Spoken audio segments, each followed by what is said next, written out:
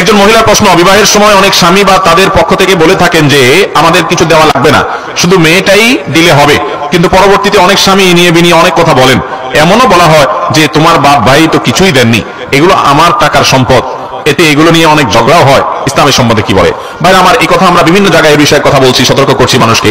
বিবাহের সময় স্ত্রীর কাছ থেকে বা স্ত্রীর বাপের ভাইয়ের কাছ থেকে কোনো কিছু অনেকে চায় না। অনেকে তো এমন ছোট লোক যে ডাইরেক্ট চায়া বসে। অনেকে আছে একটু সূক্ষ্ম কিসিমের আপনার ডাকাত, যে ডাকাতি করে কিন্তু খুব সূক্ষ্মভাবে করে। প্রথমে খুব ভালো সাজে, না না কিছু দেওয়া লাগবে না, এরপরে আস্তেই করে বলে ছেলেটা তো আমাদের বিদেশ যাবে, একটু হাওলাত দেন ভাই সাহেব। ডাইরেক্ট টাকা চাইতে কেমন দেখা যায়, এজন্য কি চায়? হাওলাত চায়। হাওলাত নেওয়ার জন্য তোমার জায়গা তল পড়ছে, আর জায়গা পাইলে না খুঁজা। ছেলের শ্বশুরের কাছে কেন হাওলাত?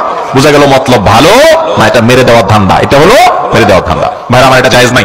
যেই স্বামী বিয়ের পর তার স্ত্রীকে খোটা দেয়, যেগুলো সব আমার সম্পদ, তোমার বাড়িতে কিছু আনো নাই, এই স্বামী নাজায়েজ এবং গুনাহের কাজ করছে।